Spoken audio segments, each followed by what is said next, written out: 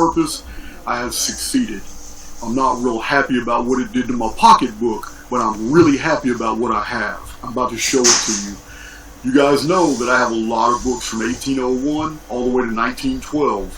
But now I have books from the 1700s, quite a few of them, and a lot more books from the early 1800s, and some really good gems, things that I would have never imagined that I would have found. The only problem with Asheville, North Carolina, is that these people understand the value of their old books, and they price them accordingly.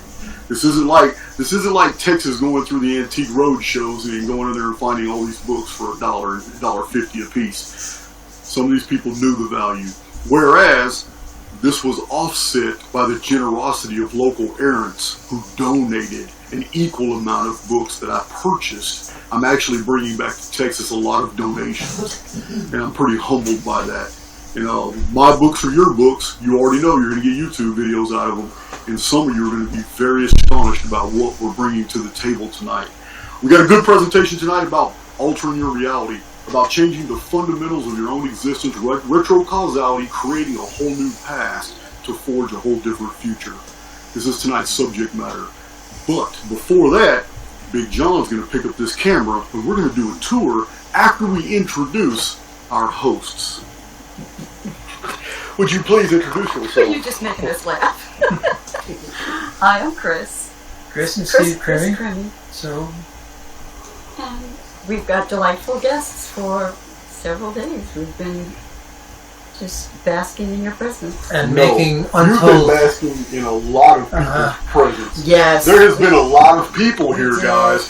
We walked into an unknown. Dawn Hart and Maurice told us to come out here, and we didn't know what we were walking into, and apparently we walked into Freeman Fly.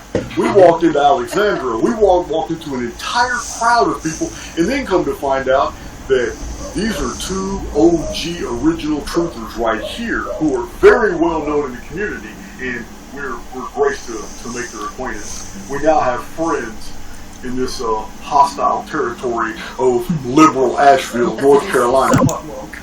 So we're going to start this right here. This is amazing, 1753. The preservation of this book is amazing, and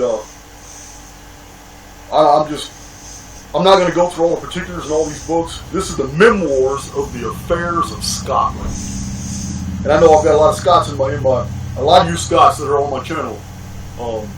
You have mentioned you wanted a list of the books that I have in my library. I have quite a few. This is the oldest of Scottish histories. So this is 1753. I'm going to put this book by the side right here. This is 1798. Aristotle's masterpiece completed. I've never heard of this. I've read all the works of Aristotle. I haven't even cracked this. All I know is that it was 1798 and only had a $200 price tag, so I had to scoop it up. I will find out when I get home just how valuable it is. But a lot of these old books I've showed you guys in the past, you got to have a magnifier to read these. They're very small. I think people were tiny about 300 years ago, because this is just, I don't even know how they got the printing blocks that tight. Let's see. We have another one from the 1700s right here, guys. The works of Alexander Pope, 1743. Guys, this was just a few years. Well, let's see, 7, 8. Now this was 9 years before the great octagonal star of Norway, Slovenge, that appeared in the sky and blacked out the entire sky, and fires appeared all over Europe. 1752, guys, you remember that video where I show those old woodcuts? Very mysterious things happened in the sky. This book was published before those events. Yeah, it's amazing. That's amazing. We're gonna do some digging into that book as well. Gotta be real careful with these books from the 1700s, guys. We're gonna PDF them, but we're gonna have to be careful when we do it. This is the Lawyers and Magistrates magazine. It's not the only magazine book we have. Well, this is the Harper's Review, isn't it? No, it's not. There was a Harper's Review. There is a Harper's Review. It's in here somewhere. We'll find it. It's an old Harper's Review. 1794. This is the court cases in 1793. you can read what people were getting sued about, what they were getting convicted about, what the punishments were. This is basically the court blotter. But yeah, we might find some pretty interesting stories in here. This is a rare treasure. This is from the 1700s. We don't have a definitive date, but we're going to get one. We're going to have to do our homework. This is it's already falling apart, and it's because we bought so many old books from one store. They donated this one because they couldn't put a price on it. It's in bad condition.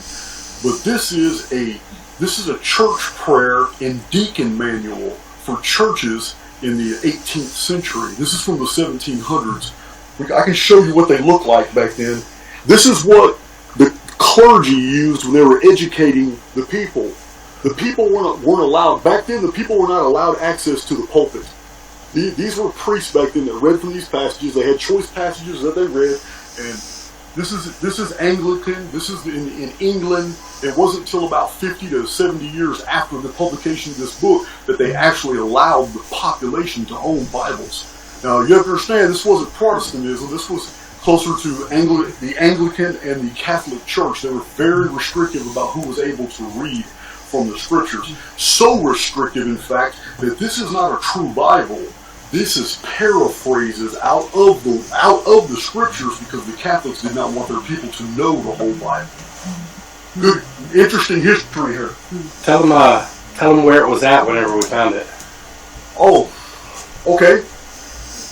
Guys, 2 crappy modern books that no one's ever going to read and no one's ever going to buy were set up in a corner of the store that no one's ever going to look at until I was leaving the store with all my purchases. And John had a whole box and I had a whole box, and I just stopped and looked and saw this old book being used as a prop for 2 new books that had these huge price tags on it, and I got that book for free.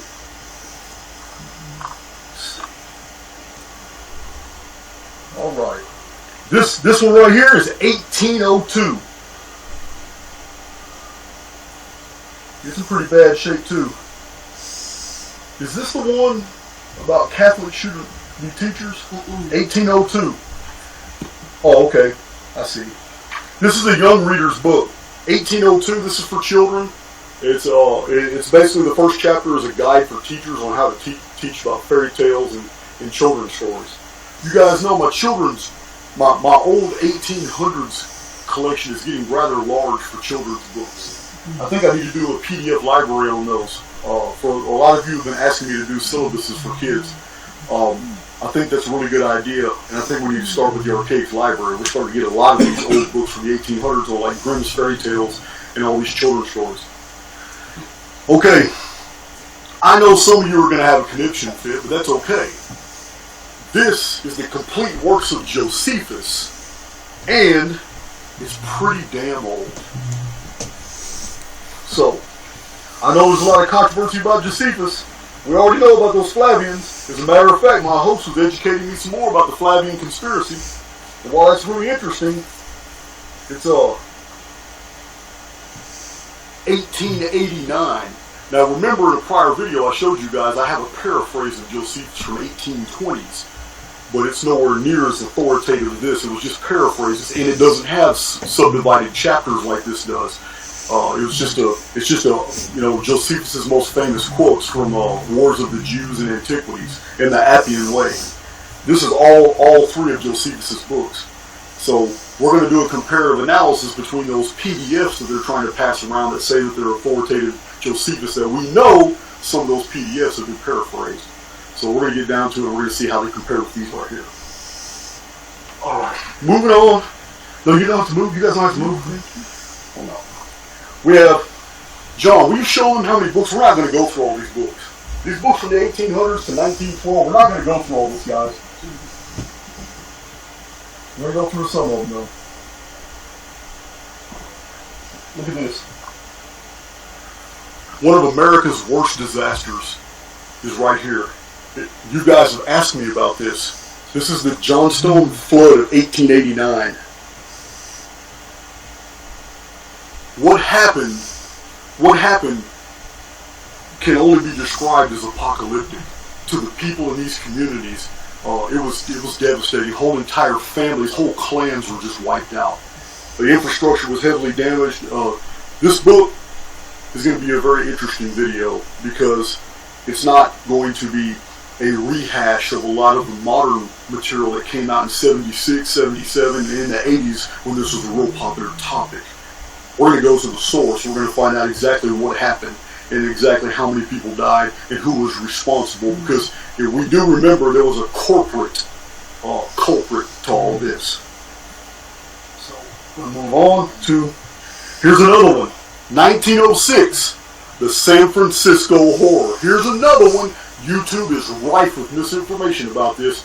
You guys already know the tiny hats have been very busy in their redactions. We already know that the Chinese coolie system and what was going on in San Francisco had to be cleaned out, and we also know that there was a lot of corporations who were involved in these type of things. And what we've been told about this disaster is nothing short of a lie. They sanitized that area during an earthquake. Yes, an earthquake happened, but a whole lot more happened, and they took advantage of the disaster. We're going to get to the bottom of it.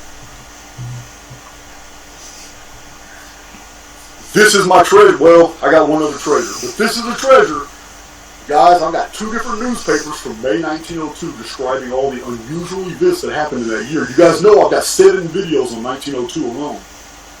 This is the 3rd hardback book of the disasters that occurred in 1902. I have 3 books now, and now I have enough to do a video. These 3 books in my 2 newspapers from 1902 is more than enough to do a video. It'll either be my 7th or 8th video on 1902. So I'm pretty excited about this too.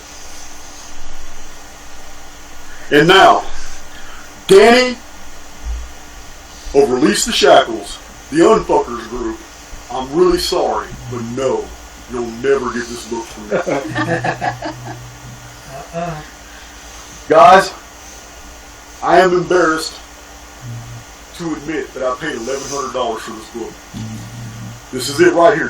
Can you focus in on that? This is what I have in my possession now. This is something that has been sought across platforms everywhere. I understand a lot of people have PDFs of these old books from the 1700s and 1800s. But it's a whole different story entirely when you have a receipts book in your possession. This is absolutely amazing that a book this old, Volume 1 and Volume 2, is so preserved, 140 something years old, is so preserved, it looks like no one's ever opened this before. The detailed artwork of all the medicinal plants that are known in the Americas, what their properties are, and how you turn them into homeopathic remedies. The information that's in these books is the same information that is being kept from you from the Fortune 500 companies that own the pharmaceutical companies that now synthesize these exact same things to hide these homeopathic recipes. These books here contain that information. They contain the very things that have been patented away from you. This is my 3rd book of this nature. So this is a invaluable. Believe me, it was worth the money to me. I will PDF this. So here, let's set this camera back up this way.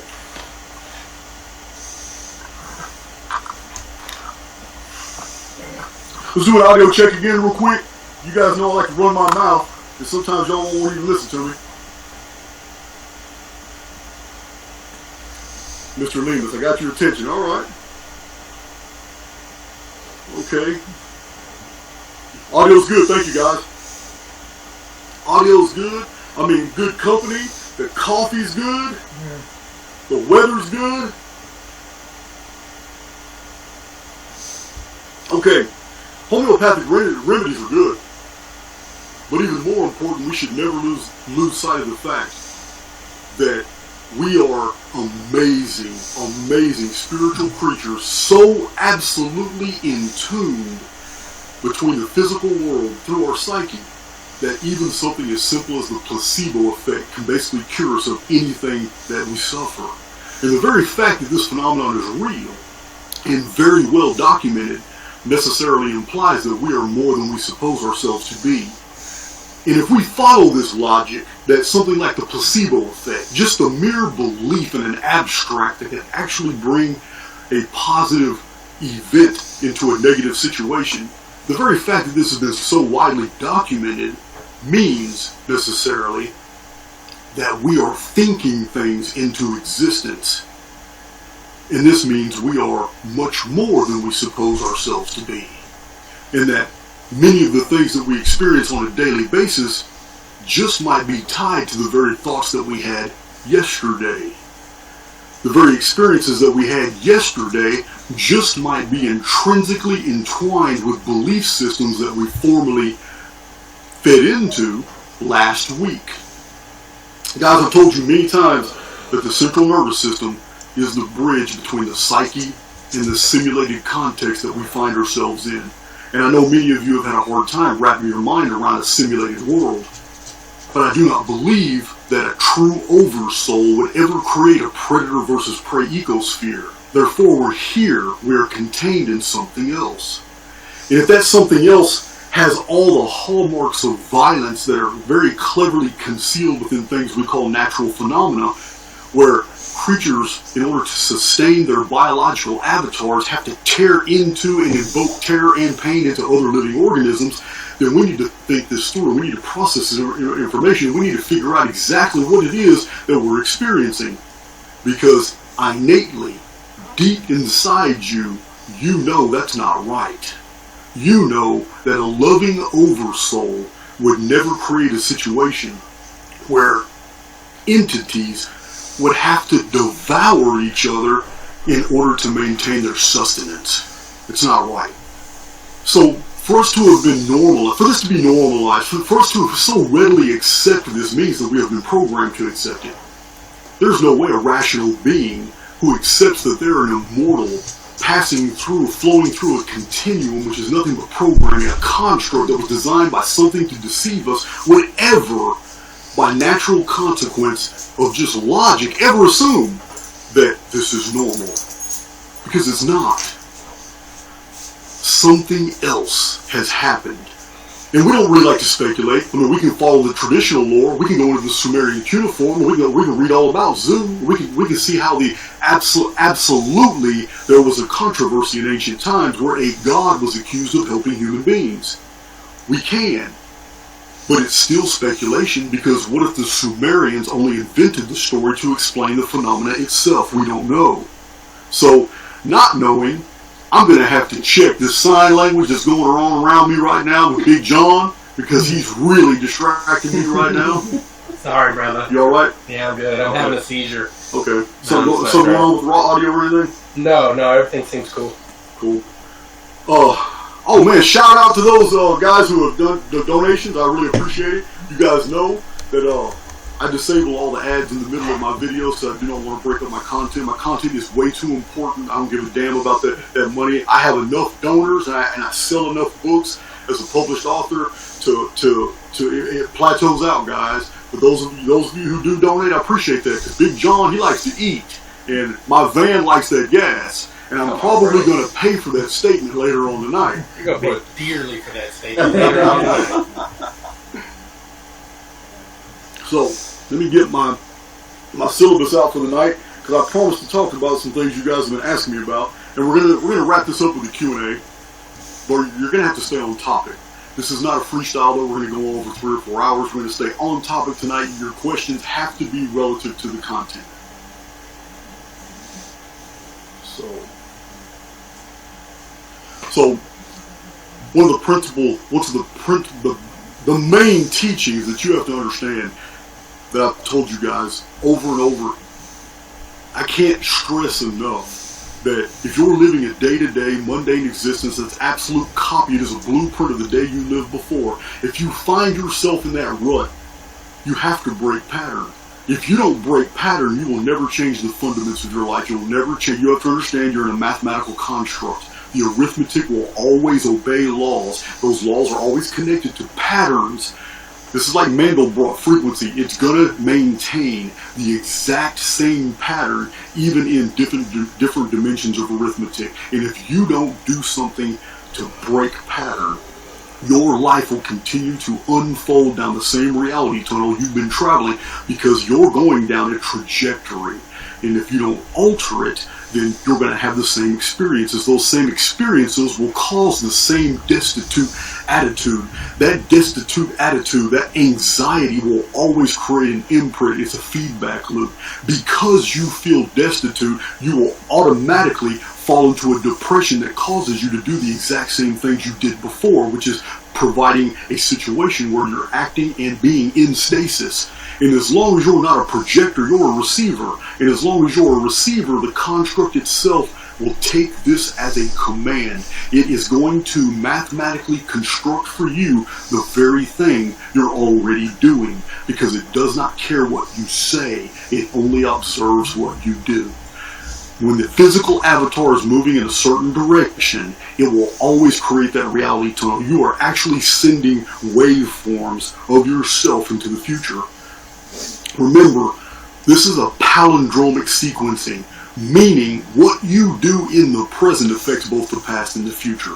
This is why something as simple as retrocausality, you imagining that you actually had a much better day yesterday, will create a better day for you tomorrow. If you are in the present thinking that your yesterday was terribly effed up and that you're anxious about it and you're mad and you're pissed at somebody and all you do is dwell on yesterday, the construct will reflect that back as circumstance. You will forge for yourself the exact mathematical construct. The reality that you lived in the past and you imagine in the present will become your reality tomorrow. You do this to yourself every single day. This is because there is a non-local element to the human psyche. If you don't recognize by now that you are independent of your avatar, then your tomorrow will always be like today. If you think you are a body and not an immortal within, then there's no way that you will ever enter that co-creative relationship with the construct. For those of you who are new to my channel and you're offended by terms like construct, the simulacrum, the neutral field, you have to understand that I often imply physics principles only to be neutral and not offend. But we're talking about an oversoul and immortal relationship. We're talking about a co-creator relationship. Anybody who thinks they're here on their own volition is only fooling themselves. Something put you here, and it put you here for a reason.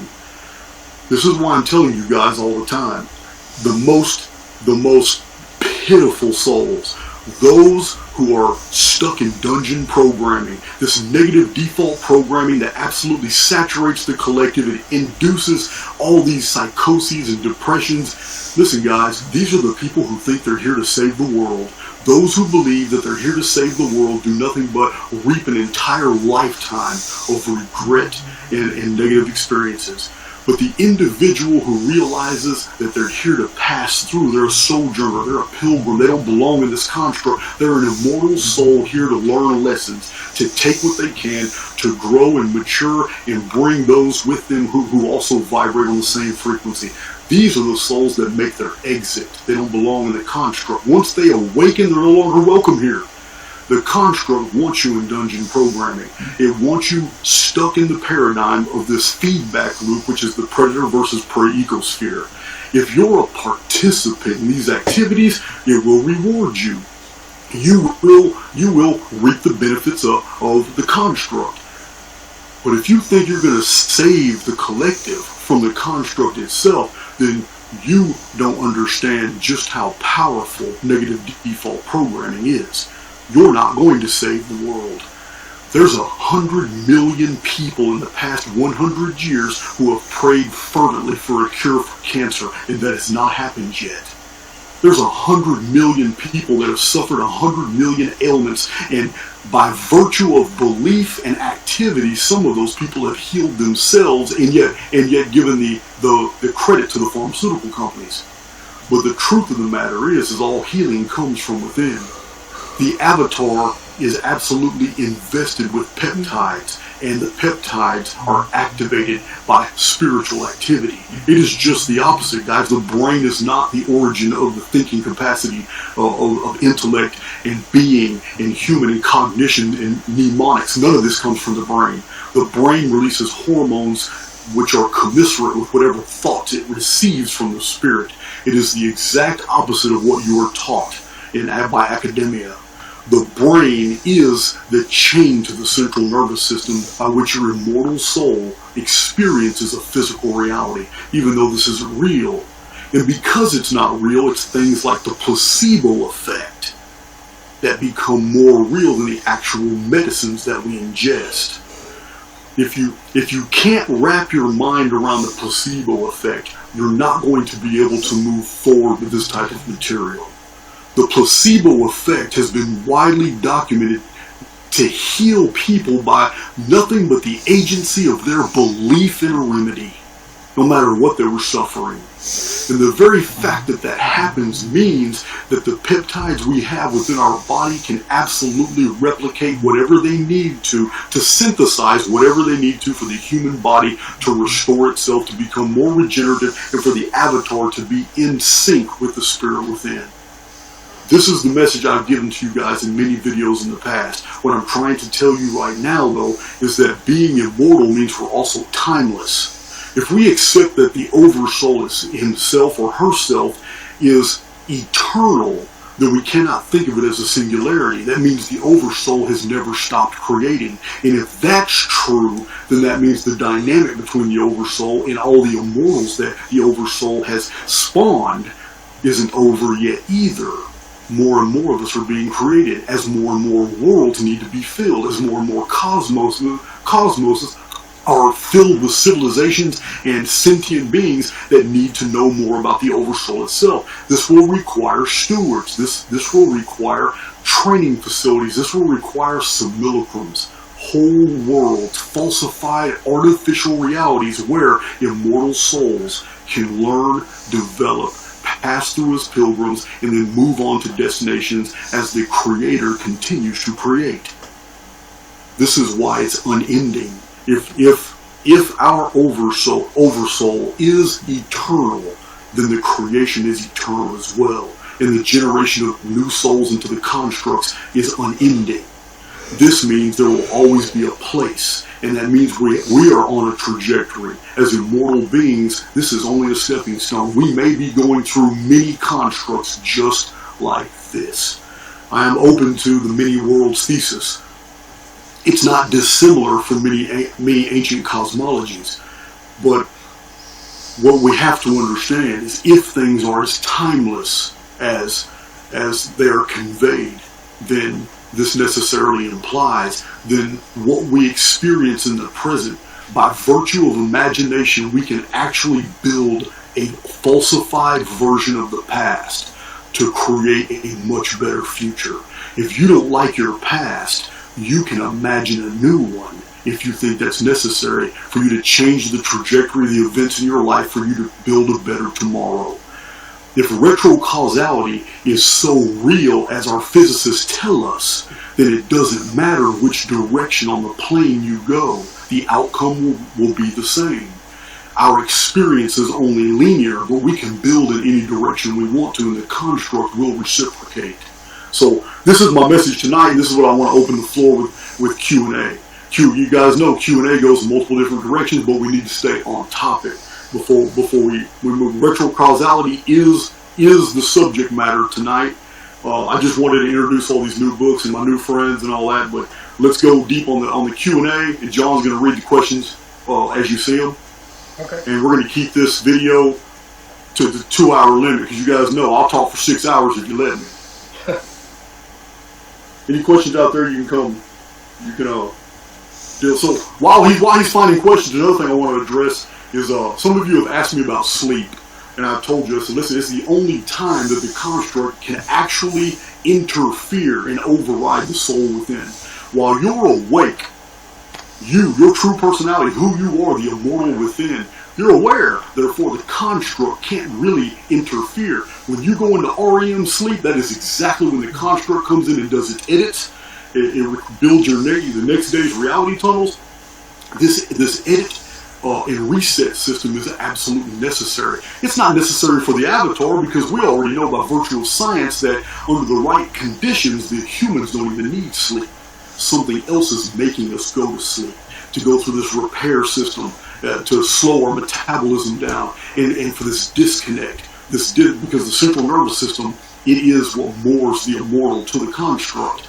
But during REM sleep, there's a disconnect. During that disconnect, you're not here anymore. You're somewhere else. I don't know where that is because I'm in here with you right now. But I assure you, the immortal within doesn't go to sleep. Spirits don't require rest. Therefore, for a short period of time, there's a disengagement from the avatar so the construct can do its work. Because remember, I have whole videos explaining to you guys that your body is a part of the construct itself. You can never confuse your body with being your own. It's not. You are jacked into the simulation, and the body avatar itself belongs not to you, but to the construct. You got a question? Yeah, so can you see it on the screen? Like, I just, like, clicked it on the... Oh, yeah, that's an excellent way to do it. Oh, right. That's an excellent way to do it. Okay, one dad. How big or radical must a pattern break be? What's your experience? Okay, I'm going to tell you now. The answer to this question lies with the individual. There is no syllabus I can give you for that. If you think opposition exists, I promise you opposition will appear. If you believe that it only takes a small modicum of change in order to alter the trajectory of events in your life, then that's all it's going to require. Remember, guys, I tell you over and over and over, you are the law. Everything else is just waiting to understand what the command is. The problem lies in that you often do with your avatar the exact opposite of what you profess with your mouth. And this is the problem. I'm guilty of it too. My friends are guilty of it. My loved ones are guilty of it. We do this all the time. We know what we want to do in life. We profess with our tongues what we want to do in life, and then with our avatars, we move in a totally different direction. So the construct will always follow the example of the avatar and not the individual within. So, yeah, it doesn't take much. But if you think that there are a lot of things that you need to do before you can modify the elements of your existence, then I promise you the construct will make sure there are many things that you need to learn first before you can modify anything. Once you understand that you are the law, the construct will reciprocate. Okay, That's a good question. Let's put it up there. All right. There you go.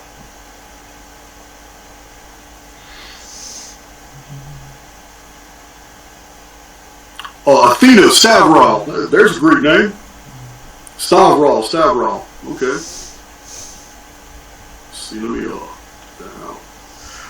If our subconscious controls our waking state, how can we control our subconscious? Thank you. Okay, you haven't heard the word subconscious from me. I don't say so. Nowhere on my videos do I ever say unconscious or subconscious. I'm not going to get into parapsychology. I'm not going to get into psychology. These are beyond my realm of experience. I don't know anything about it because it's really hard. Now we're splitting hairs and talking about different concepts and terms. I don't know. I know when I'm awake and I know when I'm asleep. So I don't really know. I know that I'm a spiritually immortal being, and I know that my informed field possesses every piece of data that I've ever experienced in all my prior life sims. I recognize that this is only one avatar of many that I have possessed. I understand that I am far more ancient than Jason Brashears, and so are you. But my informed field possesses all this data, and I don't have access to it until I am disconnected from the avatar. That disconnected event, I have all that back. I remember every life sim I've been all that. It's all programming. I have it all. You do too. But as long as you're jacked into this meat suit, which doesn't belong to you, as long as you are jacked into the central nervous system, which is a series of 5 filters that allows the immortal to believe that it's in a physical world, as long as this filtering system is happening, you're not going to be able to remember all these past lives or what you've been doing or who you really are. It's not possible because you are chained into the construct itself. Your body doesn't belong to you. It belongs to the symulacrum. This falsified reality, this false world. Your body is a mathematical architecture that belongs to a construct that is independent of your immortal soul. Once you process this and you understand this, you'll get it. You'll understand that, listen, information is in the field. It's not in your brain. Information is everywhere. Sit in a dark room, try to concentrate on nothing, and you'll understand what I'm talking about, because the force of motion is going to overcome you. If you're not listening to anything and you concentrate on not thinking about anything, thoughts are going to swim through your head, and you're going to realize they're invasive. They're not your own. They're coming from somewhere else. So this I'm not on board with the subconscious and all that. These are things that other people are more qualified to talk about that than me. I'm not with it. So this you kind of brought up sitting alone in a dark room and trying not to think about anything. Mm-hmm. So there's another question. Cool. That was similar to that. Like, do you meditate? Do you find that it helps? Is meditation a practice that? I guess to expand on that. Okay, I get it. Lunar Piscean. Nice name. Lunar Piscean. Do you meditate? Do you find that it helps? I have meditated in the past. Do I meditate out of habit or regularly? No, I do not. I believe, again, it's relative. It's relative to what you need, where you are in life. If you're going through things and you're vibrating on a terrible frequency and things are not going in your life, you're not syncing with anybody around you, things aren't going, I believe meditation is necessary. You need to find your way in life through thought first before you do anything. You need to figure out, and it's all internal. Every bit of this is an internal struggle. Because what we go through internally is directly in proportion to what is physically ongoing around us in our own world. So, I do not practice meditation regularly. I'm actually very busy, but I do enter a meditative state when I'm reading. There's something that does come over me when I'm absorbing information, and I actually become one with the very things that I read. I will become so absorbed in a book, I actually begin to experience what I'm reading. I don't remember reading it anymore, but I have the information. To me, that's a type of meditation. And I understand that meditative practices are many. You're going to have to find one that comports with you.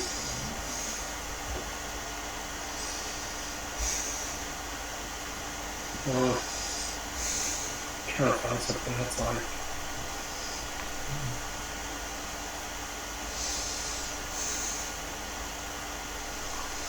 Well, while you're looking for another question, we'll just continue on. Okay. Well, so this person's put it on here a couple of times, so I'll let you go ahead and look at it. Is it popping up? Yeah, it should be up. Oh, you know what? Q&A can also involve our hosts. Q&A can involve our hosts. I mean, these are some. Let me answer this. This is John Kuda. Do you believe everything is already created? Is that the same as the creation is ongoing? Okay, this is a really tricky question here. I'm going to answer it to the best of my ability. But I believe everything is information. By virtue of the central nervous system, we process all this data into a field, and when we fill that field with all these physical forms that we interpret as books, that we interpret as dressers, as we interpret as architecture, as we interpret as other avatars. But this goes into the diurnal aspect that I've told you guys about in the past. Remember, all the ancient calendrical systems were based on day count systems, and this is why so many modern authors have no idea what they're talking about chronologically. I've shown you guys many times these old Sumerian, Akkadian, especially the Olmec, the Mayan, the Quiche, the ancient Egyptian, every single one of these calendars counted days. They had no concept of years during these millennia. These day count systems are the same thing found in the book of Genesis. The very first timekeeping system mentioned in the Bible is the evening and the morning was the first day.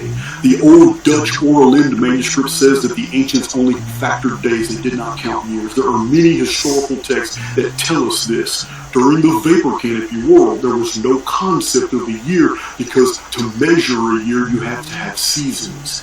We did not have seasons until after the cataclysm. We didn't have rainbows until after the cataclysm. It took the sky falling before the vapor canopy was gone for a rainbow to even appear.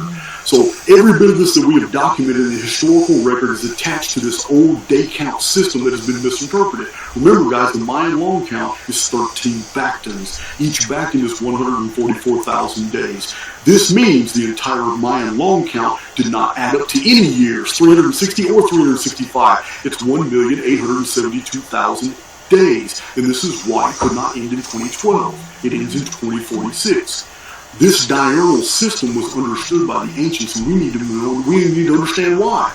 Why was it so important for the ancients to believe the generative process took an entire evening and the morning was the first day. The evening and the morning was the second day. And God created this, and the evening and the morning was the next day. And then God created the next thing in the evening and the morning.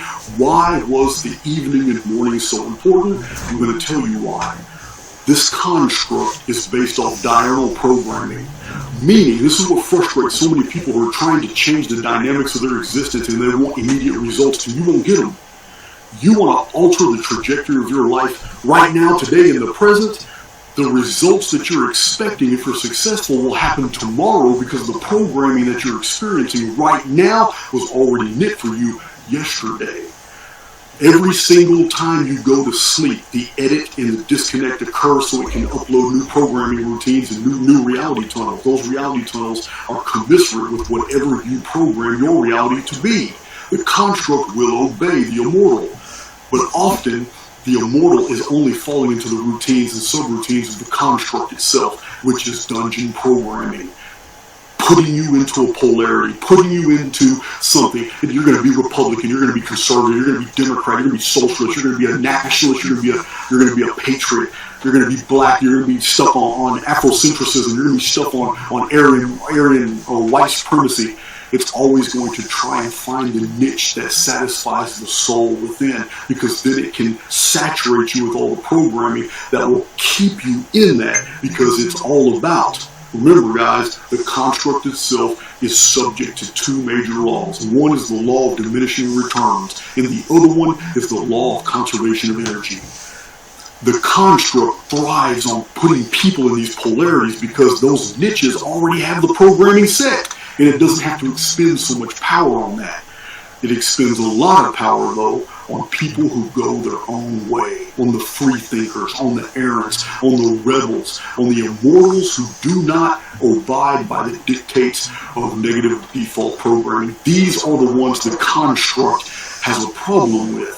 These are the ones that are always breaking pattern, and it forces the construct to spend more energy trying to create new realities for these people because they keep building new worlds within the construct, and the construct is not like that. So, I just entertained one of my famous tangents, guys, and can't even remember the question. You pretty much answered it. So there's a question from Meryl Gigi. That was a pretty good question. Hi, Meryl. So it should pop up. You know what? Thank you for that donation, Meryl. Definitely helped out with that expensive book. Definitely helped out. Thanks, Meryl. Meryl is a long-time supporter. You know, and she's great. She's great, and she also asked the most irksome questions. Yes, I thought you were going to say delicious questions. They are. I'm just teasing her because I know she's listening. Jason, if we are the law, can we instruct that the phoenix go away and not hurt other people, even the collective? Also, why would Enki or Enoch, the Savior, help us? Okay, that's two questions, Meryl. One, the Phoenix phenomenon, as you guys know, you've already followed. I don't have to sit here and tell you all these data sets all over. You already know. Those of you listening, especially Meryl, you've already reviewed all this material. I can't answer affirmatively if we're going to be enough to ever alter programming that is inside the construct that only affects the collective, because you're immune to it. Remember, the Phoenix phenomenon is it's highly discriminating. Remember, guys, we have the codes all through the historical record of the free thinkers, the errants. Remember, all throughout the Old Testament, it was always the Israelites that were immune to these major judgments when the angel of death appeared in the sky, the Phoenix phenomenon. When this happened, remember, in the Exodus story, they left an evil world, and they were allowed to because they were made immune by an actor, Avatar did. It didn't have anything to do with the blood. It had everything to do with the belief that performing a certain ritual would make them immune from the very punishment that the rest of the land was receiving. The Egyptians didn't follow through with the ritual. They didn't put blood over the land, so the rest of the nation suffered terribly in the 10 plagues. The Israelites were freed from that. It wasn't the only time. Even before that, in 1687 BC, that was 1447 BC. But in 1687 BC, before that, remember Jacob and the Israelites were fighting the Canaanites, led by the Amorites, after their sister Dinah was raped. This is all told in the book of Jasher and in the Talmudic Midrashic text. The story is told that Jacob knew that something dark was about to happen in the sky, and he prayed to God for deliverance, but he specifically said, do not deliver those who offended his daughter, Dinah. And the Canaanites suffered rocks that fell from the sky. The sun darkened, and according to the book of Jasher, it was the worst earthquake that the Canaanites had ever experienced. 7 nations of Canaan were beat by less than 70 men because Jacob had 11 sons at the time and their families and their retainers, and it was less than 70 men that fought off these Amorites. And the main reason they were destroyed was because they didn't perform the ritual the Jacobites did. So we have these examples over and over and over of people performing things that actually created an informed field that was recognized by the construct, and the construct reciprocated. It obeyed. The Phoenix phenomenon, Merrill, is the same thing. Over and over and over, we have seen the communities that survived. It doesn't make sense. Even in the destruction of Sodom and Gomorrah, when Sodom and Gomorrah and Admah and Zeboim were destroyed, Scripture is very, very careful to tell us that a small community called Bela was untouched. Yet they're right there in the middle of the area of destruction. Again, we have the same phenomenon, that the Phoenix phenomenon destroys the collective. It completely wrecks the elite, all their institutions, everything going on in the collective, but the minority of people who are awake seem to escape every single time to rebuild the world, which is something that's very interesting because in the New Testament it says the meek shall inherit the earth. What if that's not a prophecy and it's an observation? What if that is happening multiple times? So, Merrill, I don't know if enough people are going to be able to alter the Phoenix phenomenon because it's a program of the construct itself. I don't know. But the question kind of implies that you're still on board with saving the world. And I don't believe that's why you're here, Merrill. I believe you're here to pass through it. You're a pilgrim. You're a sojourner. You're not a savior. That's somebody else's role. I hope that answers your question, but even Enoch, you guys already know my published books. You know I'm very, very thorough. Enoch of the Sumerian records was 12 centuries later called Enoch by the Jewish scribes who read the histories of Enki in the Babylonian libraries. For those who want more information on that, just go to the 1920s, 1930s. Albert T. Clay, scholar, man, he breaks that stuff down. Samuel Noah Kramer, the original Sumerologist. Please don't read Zechariah Sitchin and go with any of that garbage. It's going to mislead you and have you believing in all kinds of stuff that's just patently untrue. Your Maureen Gallery Kovacs. You want to know what the Sumerian texts were in the cuneiform and how the Babylonians absolutely corrupted and invented mythologies from what were originally just men. You need to read the translators who were putting that data out in 1910 to about 1930. Because once Zechariah Sitchin entered the scene, Sumerian Anuna studies became Anunnaki studies, and it's become a farce ever since. So, I hope that answers your question, Merle. Let's see. There's no rush with you guys, my beautiful hosts. Would either one of you have anything to? Are you just enjoying the show? So far, I'm just enjoying seeing some parallels with the yoga system. Okay. Well, I will be the first to admit that aside from reading commentaries on the Vedic texts. I have read the Bhagavad Gita, all about Arjuna. I have read the Mahabharata. But most of my experience with the old yoga or yogi system or is from scholars who were very knowledgeable about it, not the actual texts themselves. I'll give you an example. There is a writer named Busenbark. I would love to send you this book. I have it in my library, and many of my readers have ordered this book. But Busenbark wrote a book called Sex, Symbols, and the Stars, and he quotes all these Puranic texts and Vedas, and he has this massive compendium of knowledge about the ancient world and mysticism and all. And this is his source materials. His name is Busenbark, and I love his book's like 100 years old, but I love it. It's been reprinted many times. There's many publishers that carry it. It's a popular book. Maybe Steve could articulate better about just the action being like you are not the doer. Well, that's the main theme of the Bhagavad Gita, correct? That you are merely the occasion for all of this to be happening. So the concept of doership is problematic, more than problematic, and then just going to the experiences that I've had that maps onto what you talk about. Your language you use is avatar and construct, but I'll say like personality or what we call the ego. You have, when you get into some meditative states, your ego just turns into a joke.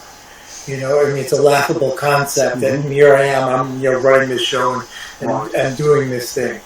And the other thing that maps on what you're talking about is the fact that it's not that that Maya is illusion and there's like this real world someplace else. It's that it's all illusion. There's nothing but Maya. I agree with that. And that you think you're thinking your own thoughts, but your thoughts are just passing through. And you're claiming that. So you agree with that concept? Well, absolutely. Yeah, I agree with what you said. That's what so in yoga system, the word that they use is asmita, which is I amness. And it's a klesha. It's something. It's an affliction. It's a hindrance. Well, I like hearing that. Yeah. So it really does. These two conversations support one another. They're not in conflict whatsoever. So essentially, we're talking about the same concept. We're using different language. Well, what I was saying to Maureen the other day is I appreciate. Look, we had training for 10 years in a classically oriented yoga ashram. It's not like hot yoga. Right. Okay, it was a serious school. We also, at the same time, were compelled to learn Western philosophy because we are Westerners. Right. We are not Indian. So the understanding there was that you need to know the ground that you're standing on. You don't see the ground. You cannot see the ground you're standing on. You are standing on the shoulders of people who went before. 100%. And you think that you're the doer. You think you're doing something. But it's just this movement, this rita, the ritu or the rita of life. It's like a river that flows. And it's flowing. It's constantly flowing. It's like you can't step into the same river twice. It's that same. So you've got the Greeks saying it, and you've got the yogis saying it, and you're saying it, and Maureen was saying it yesterday. Okay. And what I appreciate is that people who have never been rigorously training with incredible teachers come to this through their own experience, through their own life experience, and put it in the vernacular. And I think that's a wonderful way to reach people, because I could sit here and talk about the same thing, but maybe it wouldn't reach so many people because the language is... Let's discuss that. Essentially, what my hosts are conveying is that we are all on the same page. They are more educated in the ancient systems. They're very familiar with the Vedic, the Hindu, and all the later teachings after that. The Eastern, I guess it's not mysticism, but Eastern religions, really. Yes, so when you use the words religion and the philosophy doesn't work either. Yeah. So the Eastern gnosis. We could. So what she's basically intimating here is that we're on the same page, and we're just using a different vernacular. And I would like to address that. the reason I stick with Avatar is because we talk about NPCs. We talk about reality having very computerized components to it. Because technology is a very real thing today, and we're already going into our VR systems that are very, very realistic. If I can show that something is true at one point in history, then it's probably been true somewhere at all points in history. And this is a tenet on my channel. If I can show, I'm often telling my listeners that, listen, it only takes us 200 years to go from horse and buggy to Hadron Collider. So, And CERN. yes, and CERN, yeah, all that. So yeah, I believe that. I speak in terms of avatars in the body because I don't believe that the body has anything to do with the spirit within. I mean, it's just a biological husk. And even biology is a misnomer. It's part of the construct. It doesn't belong to me. It belongs to the holography around me. And I don't really understand the whole concept of Maya that much, but I do understand that the Aboriginals of Australia had their basic concept too with the dream time. And the spirit walkers in ancient Native American times, they had their concept. There was a whole other world accessible, but they had to do it through the smokehouses and all that. But yeah, I get all that. But And the Greeks too. I mean, the pre-Socratic Greeks, especially Parmenides and Empedocles, they talked about the exact same thing, about the illusory nature of the world, and really what should have been the spiritual foundational writing for Western civilization was the poem that Parmenides writes when he goes to the underworld and Persephone gives him the teaching. right, And it's two parts. It's the teaching of being, but being is eternal, it's one, it's unchanging. he's speaking of Parmenides. Right. I call Parmenides, but he right. So the being is those two teachings that Persephone gives him. Being is one. Being is eternal. Being, so it's unchanging. And then at the end she goes, yeah, but I'm going to teach you about what we'll call the construct. I'm going to teach you. She teaches him about the what do you call it? The Tropic of Capricorn, the Tropic of Cancer. She talks about how the world is constructed so that you can succeed in this construct. She teaches him that, but it's not real. It's not it's not the being. I get it. So it's right at the base of Western civilization, and then my take is that Plato and Aristotle lead it astray, especially Aristotle, into a certain type of rationalism, which is the idea that you can get to the real through thought.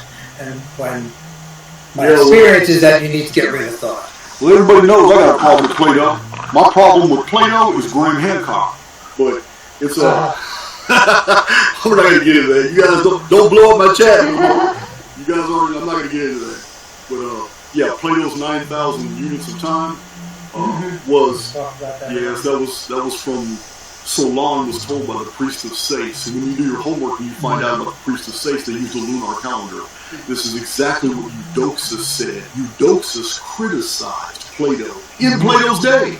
Eudoxus published, and Eudoxus was a scientist, an astronomer, a mathematician, an architect. He was far more qualified than Plato was, and he specifically corrected Plato and said those were moons, not years. He says the Egyptians did not count years because Egypt did not trust the sun. Remember, the sun, Herodotus told us this, the Egyptians didn't like the sun because it had deviated its course 4 times in Egyptian history, and that they wouldn't record by it. So they only factored moons, and this is what dates Atlantis to the 13th century BC.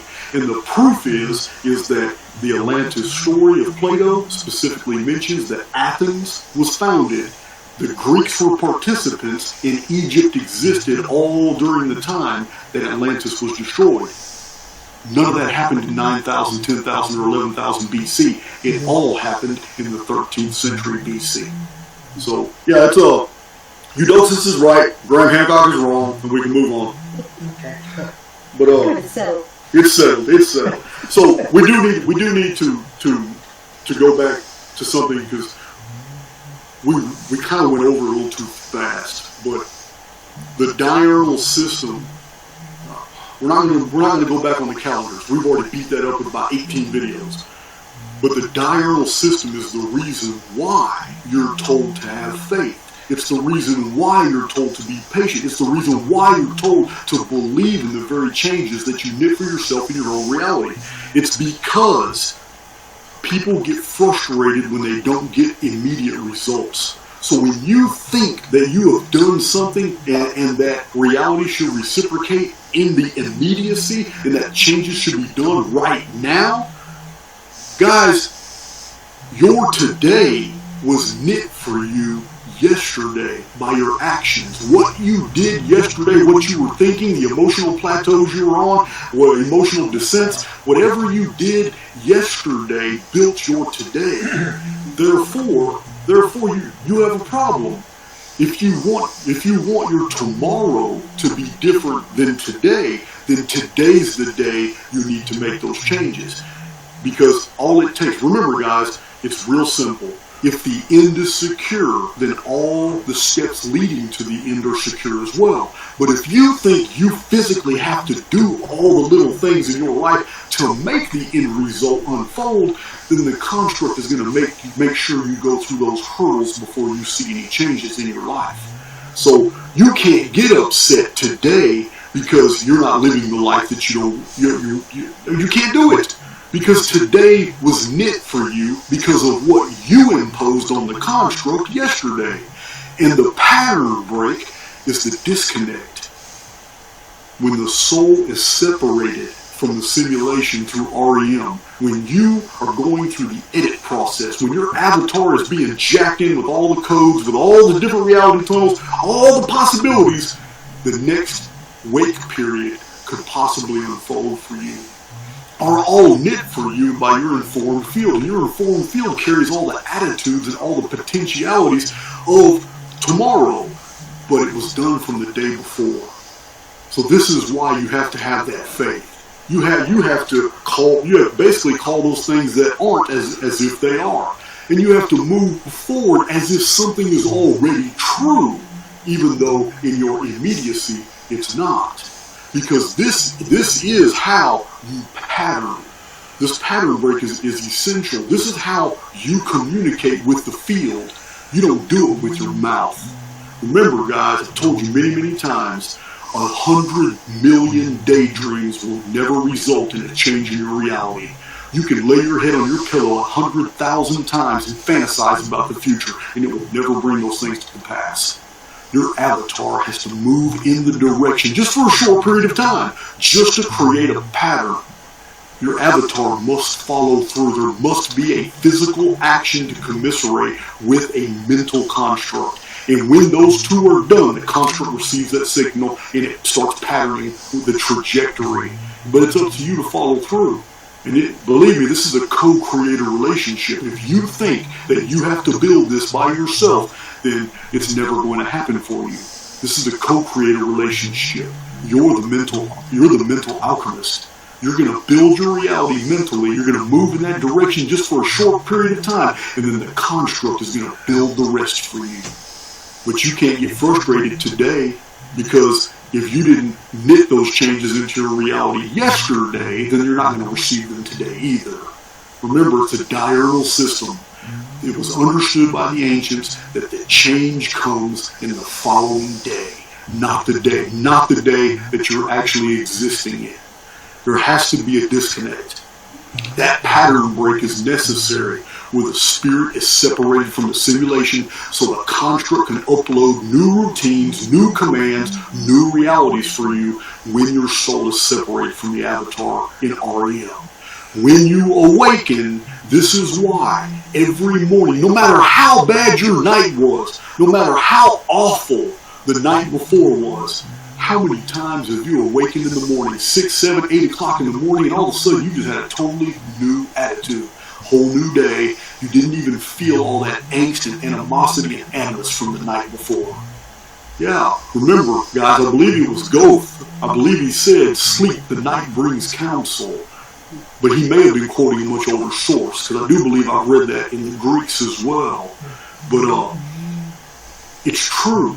It's true. That disconnect was understood by the ancients. This is why they had the breakfast. This is why the evening in the morning was the first day. This is why the night always preceded the day. the disconnect was necessary in the beginning of the day, so the rest of the day will unfold. But somebody, over the passage of millennia, has completely reversed the phenomenon for us, to where now we regard sunrise as the beginning of the day. This is not the way it was in ancient times.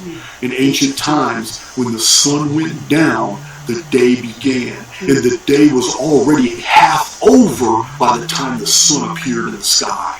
That was daybreak. That's when you ate. That's when you broke your fast. This is the ancient concept, and it was more natural to us back then.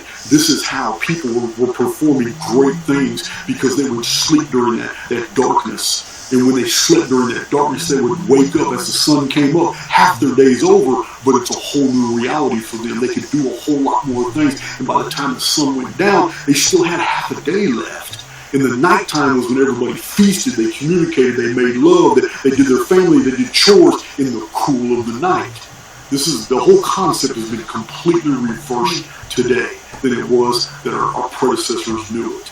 This diurnal system is absolutely integral to understanding not only how the ancients measured time, like I showed you guys, all these calendrical mysteries make sense once you understand that, but it also had everything to do with our relationship with the construct itself. You got another question? Yes, okay. I've been running my mouth all this time and that question's been there. And I'm just going to add You answered if the I add one thing Let's do it. with the yoga system. So there is a Yoga Sutra, or it's a commentary. It's the suffering of the future that's to be avoided. It's a Yoga Sutra, then in maybe the second part. Hayam Dukam Anagatam. It's in the Sanskrit. It's Hayam Dukam Anagatam, and Dukkha means dissatisfaction or suffering. Suffering of the future. Yeah, it's the suffering of the future that's to be avoided, that can be avoided. The past is already finished. It's complete. The present, you can't change the present because it's now. What you can do is exactly what you laid out, is to structure for your tomorrow, because I like the way that you said that it's like, it's woven into the fabric, it's baked into the cake, it's already done. You've set the stage for tomorrow by what you did yesterday and today, and by extension, your ancestral past.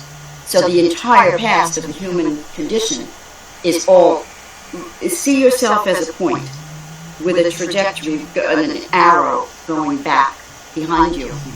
The entirety of human experience is contained within this point that you are, right? I call that the informed field. Perfect. But that's, I just wanted to say that there is actually a Yoga Sutra that addresses just what you said. And I speak more in sutras. You know, I love the pithy sayings because they're what Robert Gilbert, who's a sacred geometry teacher here in Asheville, he calls them packed thought forms. And that's exactly what a Yoga Sutra is. And you have to unpack it, and that's why sutras have commentaries. But you're the commentarian. So you would be like Vajrapada Mitra doing all the commentaries on the Yoga Sutras. I have no idea how to spell that.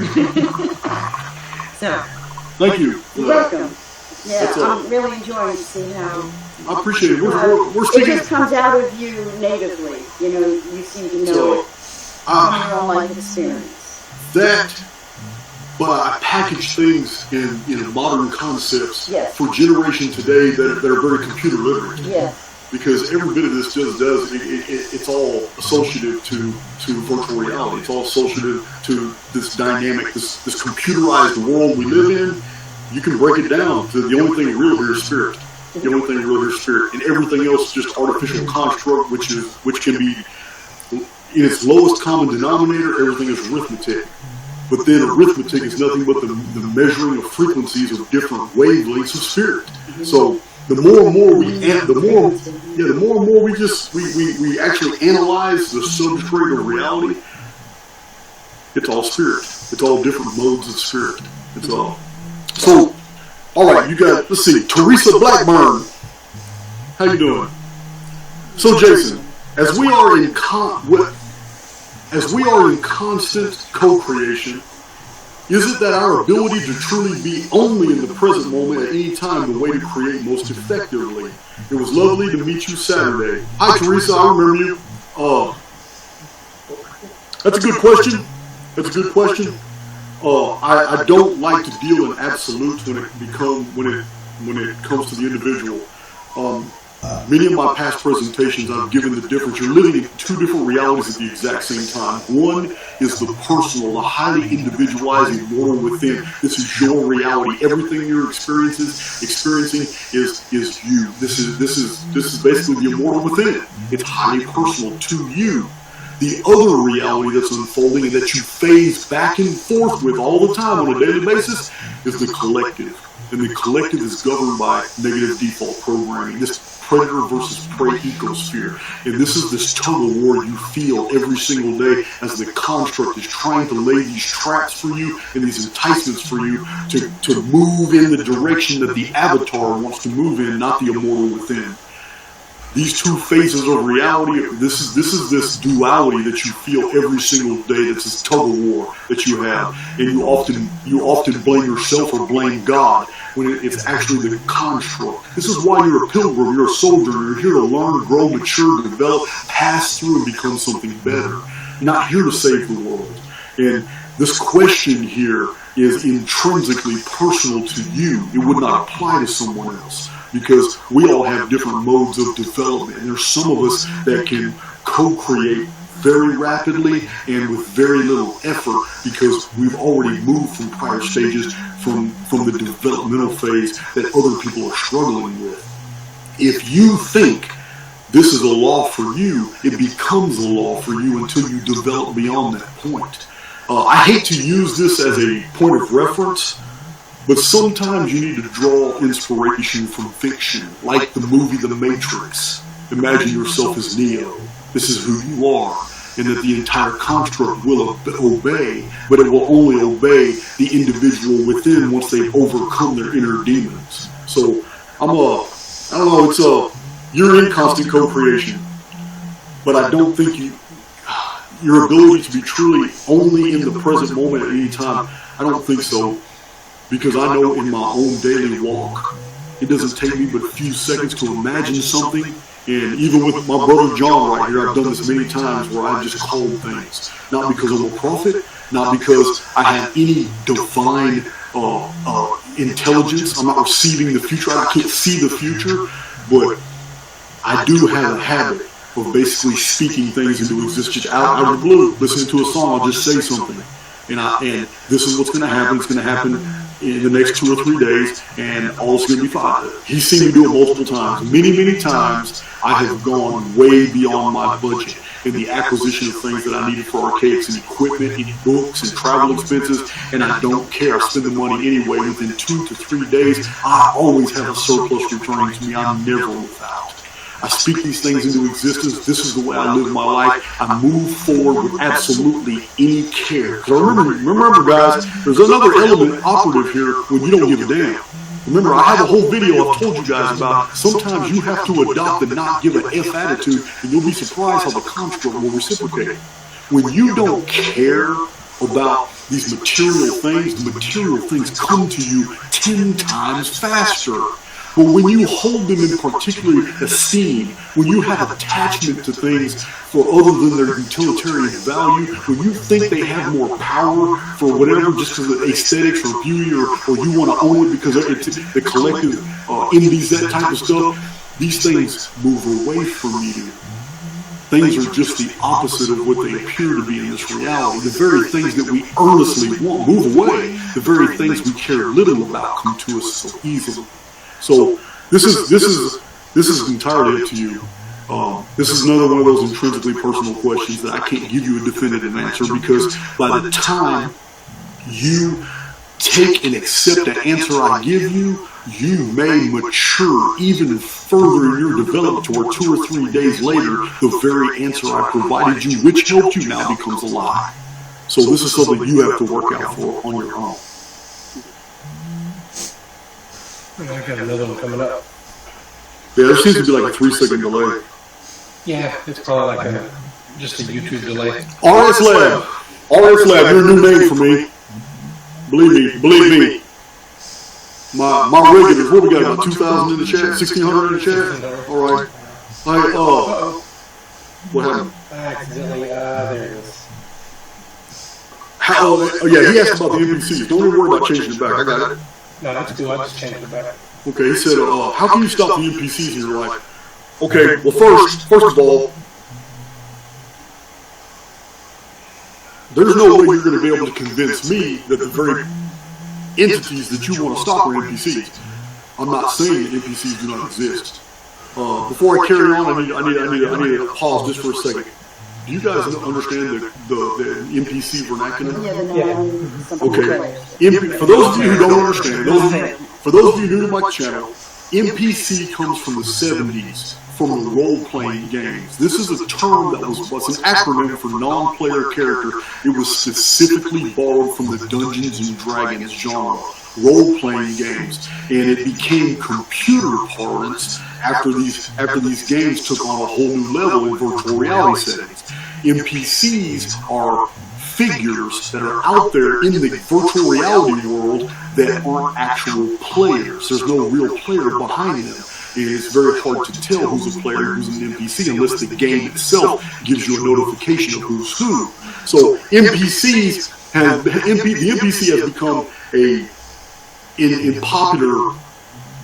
It's a popular term now because more and more people are becoming on board with the idea that we just might live in some type of simulated environment, some virtual world, not a real world. It's the reason why I call this the symulacrum.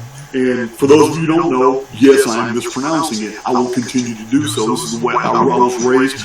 I found this word in a 1800s Oxford English dictionary.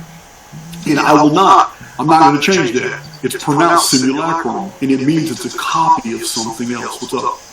I was just saying, it drives me crazy whenever you say it like that. Oh, that's okay. That's okay. But it just means it's a copy of something that is real somewhere else. So, Monica Farrell, how you doing? She's been with me since I had like 300 subs, guys. So she will get that accolade every time I see her in the chat. So, anyway, the NPC that you're talking about, I'm assuming you're talking about other people. I don't know if they are NPCs. I don't know how to answer your question, but I'm very aware that NPCs are not just people. NPCs can be a distraction. An NPC can be a vehicle that moves in your way right when the construct knows you're supposed to make an intimate connection with another avatar that's in your locality, and then a vehicle impedes your ability to get to that person. NPCs can be phenomena. It can be wind. It can be a bird. It can be something that distracts you from something the construct does not want you to pay attention to. So, to be as simple as calling other people NPCs is like I said, it's an oversimplification of the phenomenon. NPCs are real because all reality is programming. And as long as all reality is programming, that means many of the things that are around you aren't even there. They're there to distract you or corral you into certain areas. And if you're having problems with what you perceive to be NPCs, then that's really easy to deal with because the construct will not continue to harass anything that ignores it. You are applying way too much attention to it because energy goes wherever attention flows. Or you can say that totally opposite. Doesn't matter. You know what I mean. You are applying too much attention to this. Therefore, it's going to continue to happen, whether they're NPCs or not, because the construct is perfectly able to take over an avatar and have them act in its best interest. And what I mean is there are people who, for no apparent reason, find themselves turning left when they should have went forward. And then find out that there was a huge accident straight ahead. There's an override program that happens to us for two different reasons. One of them is to distract us, one of them is to save us. So this has happened multiple times for many different people. We have literally been taken over for short periods of time. Some people call it blackouts. Some people know it's happening when it's happening. They have no idea why they're doing what they're doing, but they do it anyway.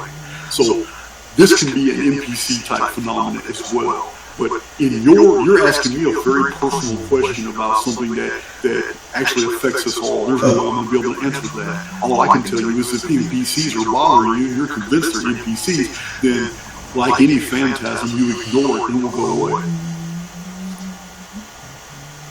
I got one coming up for you.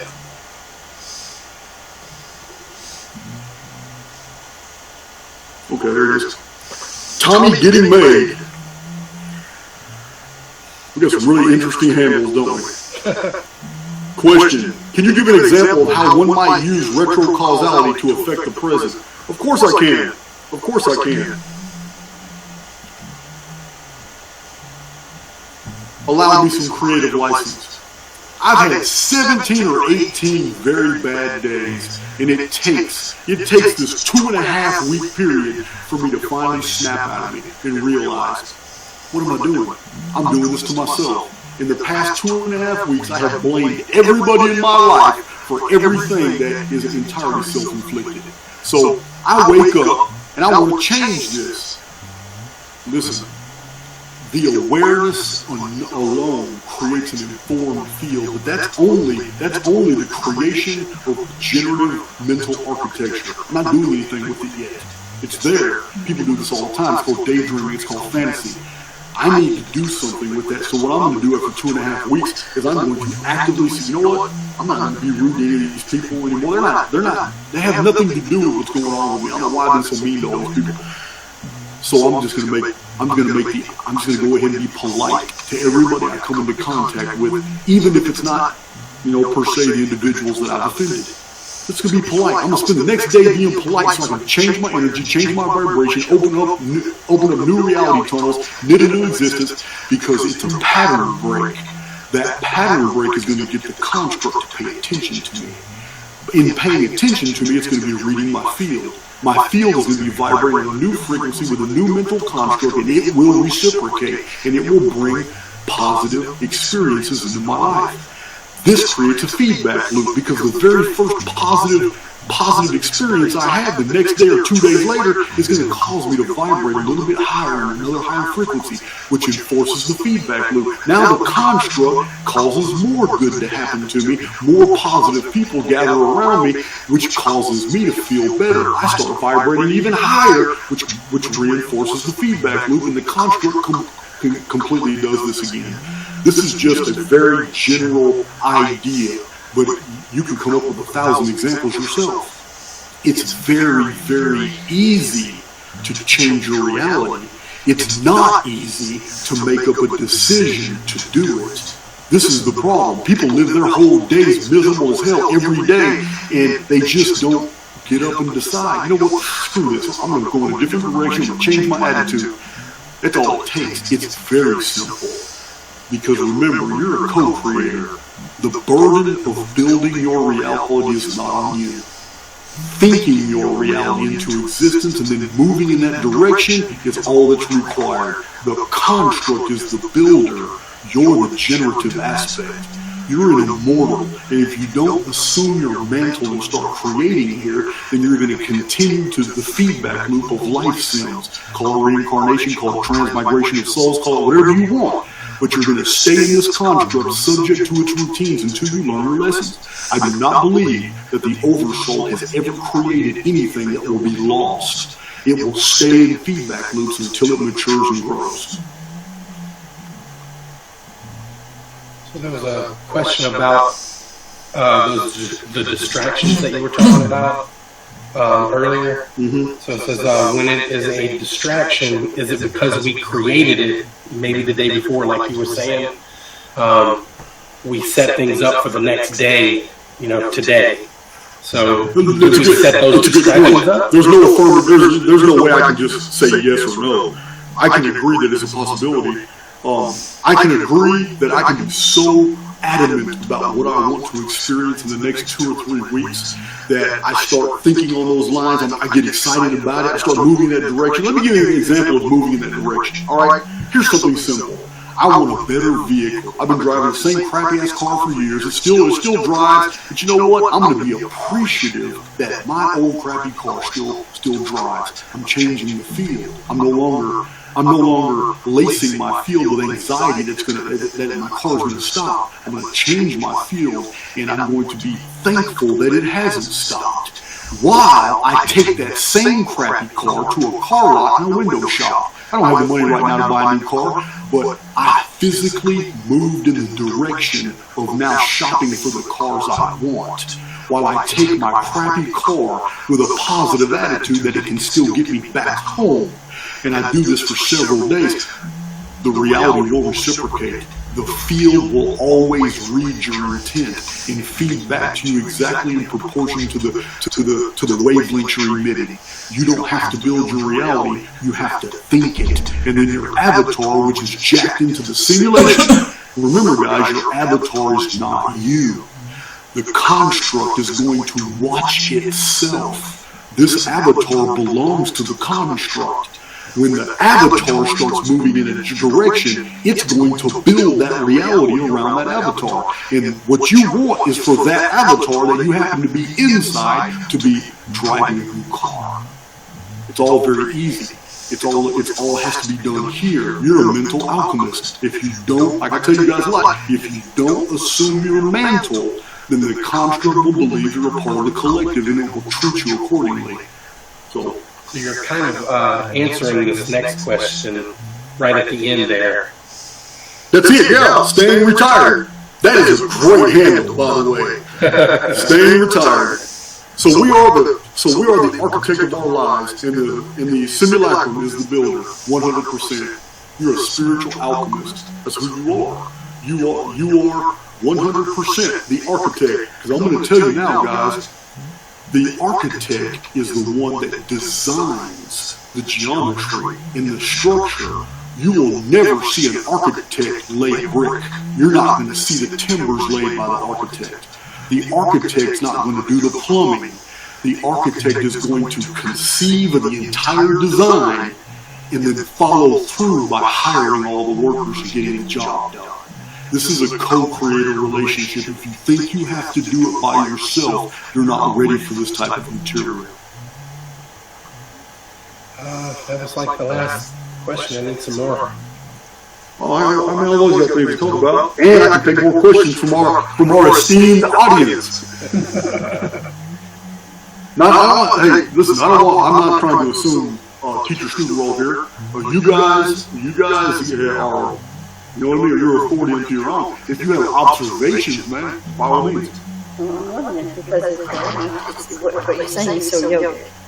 And so there's another Yoga Sutra that maps onto this, and it's we talk about Himsabhadane, Pratipakshibhavana. Yeah. We talk about harmful Pratipakshibhavana. If you have thoughts that oppress you, you cultivate their opposite. So you don't suppress them, but you cultivate just exactly what you said earlier, where you just change the language, you change the narrative. You're, instead of annoyed at these people who've been troubling you all this time, well, you start, okay, I'm just going to be nice to everybody. I'm not gonna drag that bag around with me. There's not only thoughts. Bhavana means to be, to being, becoming. Yeah, becoming in the world. And so pratipaksha means to turn around. To turn the opposite. It comes That's exactly what you're talking about. From the root is BHU. Bhoo. So it's how it means how you're becoming, how you are emerging, and you're constantly emerging into the world. Nothing's static. If you're static, you're dead. So it's this. You're always becoming. So it's your bhava is how you present in the world. So like you have a very assertive bhava, and you're very self-secure, and you're not insecure. You know who you are. So that's your bhava. That's how you become in the world, right? So this bhavana. So if you have thoughts that oppress you, then you cultivate an opposite bhava. You become in a different way. I get it 100%. We're talking about language. I mean, everything you're saying is yogically sustained. There it is. Got that, John? Yeah, so I got another question on tap here. Cool. We'll get to it in just a second because I'm going to. All right, guys. The immortal within wants to achieve anything in their life. The easiest and fastest ways. There's a cheat, guys. There's a cheat to reality. I'm going to reveal it to you now. As a matter of fact, it's something that a very wise man said named Jesus.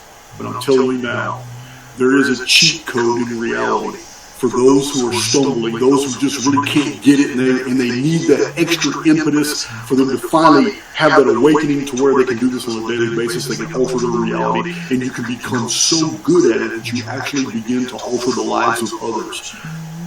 There's a cheat code, guys, because every avatar around you has a piece of you inside of it as well. The immortal within, we are all basically sparks from the same divine fire. And if there's anything that you want in life, then give it to somebody else. Because the construct automatically reads that as code. If there's something that you really treasure, then you give it to somebody. Because that act alone creates the programming that will create a feedback loop to where other immortals who have the ability give you even more of what you gave that individual. This is the cheat code. Do unto others as you would have them do unto you. And it's not something that Jesus invented. We have found the same thing on Egyptian temple walls. We have found the Greeks have a very similar saying as well. And I'm pretty sure other cultures as well have their renditions of that exact same concept. But this is the major cheat. And we don't have to get religious about it. We don't even have to get spiritual about it. We don't have to claim Christianity if it was real. None of that matters. It's all intangible. If you really desire something in this life, then you've got to give it to another immortal soul. Because that's going to create the reality that it's going to come back into your existence manifold. So that's the cheat, guys. But it has to be done altruistically. You can't just go buy something and give it to somebody. Believe me, the construct knows the difference. It knows 100% what your intentions are. Yeah, guys, remember, it doesn't give a damn what you say out your mouth. It reads your thoughts. It reads your, God reads your thoughts. Excuse me. Not AIX. We don't want to go into, I don't want to open a bet bag. For you guys, artificial intelligence X is the demi-Irish. Y'all know about that. It is the negative default programming that created the predator versus prey ecosphere. It hijacked this construct into a place that's darkness masquerading as light. I call it AIX, Artificial Intelligence X, because X is an unknown factor. I'm not going to sit here and pretend to know exactly what it is. I'm only identifying it by its past operations throughout history. That's it. Just call it X. This is what Archaix means. Advanced Research of Chronological History of Artificial Intelligence X. So, this is what's up? So there's a question. It's kind of like AIX question. Yeah. Man, you guys are in sync today. How does AIX try to keep you subdued? How long does it? Like once you break free, I assume. Like once you make that move, how long will it continue to try to keep you subdued until it just gives up and gives you what you want? Yeah, that's another one of those personal questions. It entirely depends on you. It depends on your walk. It depends on your perceptions of reality, which are all governed by your informed field. Your informed field possesses every single thought, every piece of data you've ever come into contact with, every belief that you assume to be true, every interaction you've ever had with another immortal being. All the data of your existence is in your informed field, and it governs over your attitudes, your opinions, and your actions. And this is your immortal. This is who you are. You retain all this data. Therefore, it depends entirely on you how long this process is going to take. Some people get it really fast. Other people believe that resistance is necessary for the propagation of good or for the unfolding of something that is wanted. And the very idea, as soon as you entertain that some type of resistance is necessary, the construct knits resistance into your future. It makes it a reality for you to make it harder for you to get the things you want because you program that into your belief system. This is the danger of religion. This is the danger of religious programming. This idea of the fall of man, this idea that you are absolutely immersed in sin and that you need to be saved and that you need this human sacrifice, somebody dying on a cross to do these things for you. This is extremely poisonous to the immortal within. The immortal within is a fragment of divinity, and there is no human sacrifice necessary for the propagation of good. This is dungeon programming. For you to think that there is any resistance whatsoever completely creates that resistance for you. So somebody reminded me in the chat.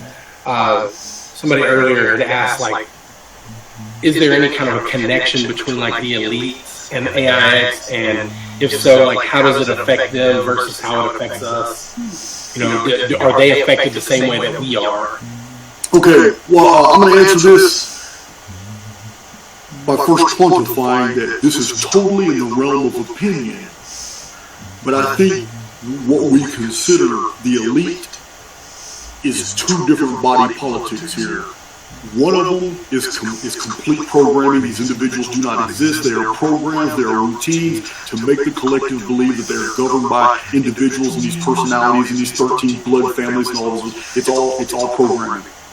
Then there are individuals who are puppets of a control system I call AIX. They have literally signed the contract. These are souls that for whatever reason have decided that they will go ahead and enjoy everything this construct has to offer. And therefore, they help with the control systems. They help govern over the people that are stuck in negative default programming, the collective, all the polarities that I've described for you guys, all this political and religious and this racial programming. I do believe that there are some souls that have become so dark and they are absolute puppets of the construct itself. AIX has many tendrils. Those tendrils happen to be human. And so it's really difficult to distinguish between those that are purely programming NPCs and those who are actual real entities governing over us. Either way, it shouldn't matter, because if you're focused on the darkness, then your life's going to be full of shadow. If you concentrate on the immortal within and just treat existence as something that is amusing, if you treat reality as a walk through the park, the construct will create a park for you, and it will begin to play with you. It will play for you. It will bring things that are pleasurable for your existence. This is about spiritually maturing. Once you get to the status of co-creator, it's time for you to move on. You're going to another construct. Because like I said, the creation has never ended, and there will never be a shortage of immortals who have transcended their present reality so they can go govern other existences and maybe even one day become a creator themselves. Guys, we went real far from cataclysms, resets, and Phoenix phenomenon, and ancient calendrical systems and all that. Tonight we went kind of deep on the spiritual stuff. You know, it moves that way if it's meant to, right? Octopuses, that's good. You guys got any more observations? Where we at? We at the 2-hour mark yet? No, 1 hour and 41 minutes. All right, you guys got 19 minutes. Better get those questions out there. Yeah, I'm trying to find something. Somebody asked, is there a way that we can use, like, basically your informed field to, like, break habits? Like, if you have, like, bad habits and stuff like that, is there a way that you can use it to break those habits? Or possibly even, like, addictions and stuff like that? Habits are programming. As simple as that. A habit is a program. Something that you routinely doing over and over and over. I believe. Thank you, Dr. Jasmine. That's an old friend right there in Japan. A lot of people all around the world. They're always popping in and out the chat. I think the attachment to the idea that a habit or an addiction is a problem absolutely it enforces its presence in your life as a problem. I think when we regard these things as non-problematic, they become non-problematic. I tell you guys, I don't know how. There's really so many ways that I can tell you that you are the law. I can't be more clear than that.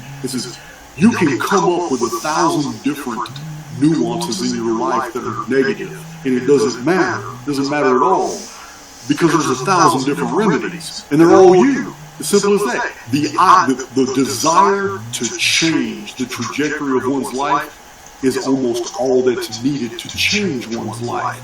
All you have to do is a little bit of follow through. Remember, guys, the problem is people lay in bed and they think about how their life sucks, and they think that in order to change their life, they have to do this, and this is what the construct wants you to think. This is what AIX wants you to think. It's going to try and put you in that negative default state of desperation to where you remain inactive. Remember, guys, what comes over the avatar when you're depressed, when you're destitute, when you're full of anxiety? When you're full of fear, what happens to the avatar? Inactivity. It's neutralized. It doesn't want to move. It stays in stasis. Think about it, guys. What happens to the avatar when it's excited, when it's sexually aroused, when it's alive? The avatar wants to move. That avatar's not laying in bed when it feels like that. It's moving around. It's going to do something. It's going to build. It's going to create. It's going to experience things. So we need to use that as a lesson. If it's attitude that changes our world, and attitude changes our avatar, then it's as simple as that. You have the recipe. The only reason you're living the life you are is because you haven't applied anything yet. You just thought about it. What's the motto of Asheville? Altitude affects attitude. Oh, that's right. Is the motto of the city. Man, Asheville. You guys might be the best things in Asheville. Oh, there's more like us. No, There's more like us. yeah, we got rid of that. Yeah, you guys might be the best things in You can make Asheville. us blush. The best in the You story. have to fix that camera. Fix that camera. So this guy has asked, or this person has asked this question numerous times. I just haven't gotten a chance to get to it yet. Yep. But do you think imagination can create anything that is not real? Oh, say, who is that? Our cloaked unseen world. I don't know who you are. I've never seen your name, but I see the trap in the question. That's a good one. That's a good one. We're going to address that, guys, because as an immortal, there are only three aspects of your existence that are actually real. Intuition, empathy, and imagination. These are the three qualities that separate you from all the dead in the world, the walking dead. This is what makes you an immortal within. Imagine that by virtue of imagination you can accomplish anything and you can experience anything. But can you build things, like you said, anything? I'm going to tell you no. I'm going to tell you why. Because there is programming already set in this world. We know what clouds are. We know what the ocean is. We know what barracudas are. We know what a spider is. We know what a spider's web is. We all know vaguely what a pig looks like. There are parts of the programming that are absolutely set in stone. They're ubiquitous. They apply to everybody. They're a part of the construct. No. By virtue of imagination, you are not going to put wings on pigs and make anything happen. It's a trick question. That was a good one, though. But you can alter your own reality, because I've told you guys over and over, you're existing in two different realities at the same time. The intrapersonal, the absolute singularity that is the immortal within, or you're phasing into the collective when you're borrowing into those prejudices and those polarities. There's no in between. You're either one or the other, and you phase back and forth daily all the time. But you're never going to put wings on pigs.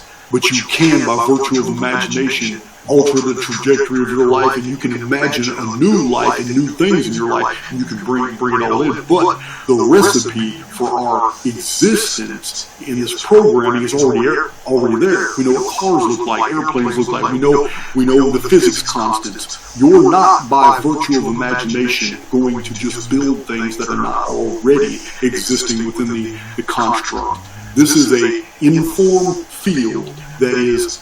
You are an informed field that syncs with the neutral field of the symulacrum. If the programming is not in the neutral field, you're not going to build it and create it. So good question, but you're not going to trap me with that one. So this one was interesting. It says, I like the wording of it. Are we under inky code as errants? It seems we're all under an inky rebellion protocol as errants. So it's like like do people that just kind of naturally go into like a questioning mode, you know, people that are naturally curious, that don't fit with that mainstream narrative as easily. Is there like a different programming for those types of people? I need to educate my host real quick while these people are all asking, making inky comments. Did you say Enki code? Inky, yes. E-N-K-I. Okay. As Enki now? In the Sumerian text and in the later Akkadian text, which were copied in the Amorite syllabaries by the Babylonian scribes, we have this figure named Enki. Enki means the Lord of the Earth. It's just a title. But Enki played the role of a benefactor, where he actually benefited humans when all the other Anunnaki gods were trying to do things in self-interest. Enki actually appealed to mankind, told man the flood was coming, had Anakashkin build an ark and save himself, and for this he was labeled a traitor by the other gods. Now, because he played benefactor. Now, the story is actually deeper than that. It involves the Great Pyramid and what the Great Pyramid's true function is. He is the architect. The Jewish scribes in Babylon studied these old texts, and they never called him Enki, they called him Enoch. In the Hebrew, Enoch is the Sumerian Enki. The only difference is 12 centuries. They were looking at Babylonian cuneiform that had been copied from the Amorite syllabaries, that had been copied from the Akkadian, and the Akkadian were copies of Sumerian logographic texts for which whole words were left untranslated in the text because they didn't know what they meant. So we have all these filters before this material appears in the Bible. And and Enoch is in the book of Genesis. But what we know of Enoch in the Midrashic text, in the Talmudic text, in the book of Jasher, mirrors exactly an Egyptian pre-flood king named Surid. Everything about Surid is the same thing that is said in the Hebrew writings about Enoch. Before the flood, he built an architectural project. Of course, Surid built the pyramids. Surid ruled over 130 nomes in Egypt. Enoch, in the book of Jasher, ruled over 130 kings. They're both mathematicians, they're both architects, and they both had a premonition given to them from God that the world was about to be destroyed, and the past, present, and future had to be preserved in an architectural project. The exact story of Enki is told of the Egyptian Surid. So this is conveyed by the Arabic scholar Masaudi. You may know him as Makrizi. He got a lot of writings from about 900 years ago. So anyway, this is what they're talking about, because I have videos about Enki and Enoch that are the exact same question. Well, Enki is the benefactor. And now that I've gone on this tangent, I don't remember what the question was. Enki's code? Enki, something about Enki code, yeah. I don't know. That's a new terminology to me. Like, what they were saying is like Arabs tend to be people that kind of stray from the mainstream naturally. And is that like some sort of like Enki protocol or like a different type of programming that Arabs are subject to? I see what you're saying. I don't know the associations between Enki and the process of the soul waking up. From my historical studies, as I've revealed in my published books and on my videos, Enki served the purpose. He built an architectural construction that was encoded all the physics constants to hide the Phoenix phenomenon, the 138-year pattern that I showed. I have videos, multiple videos that show the hundreds of alignments in the Great Pyramid that have been measured scientifically to the thousandth of an inch by Sir Flinders Petrie, and they're all divisible by 138. And the only thing that we know of that's important in all world history that would be patterned at 138 is the Phoenix phenomenon. Every 138 years in the month of May, this phenomenon happens somewhere in the world. Remember I told you about the data sets I have? Well, I have 82 videos that show this data set. One data set on the history of the world in 138 year increments.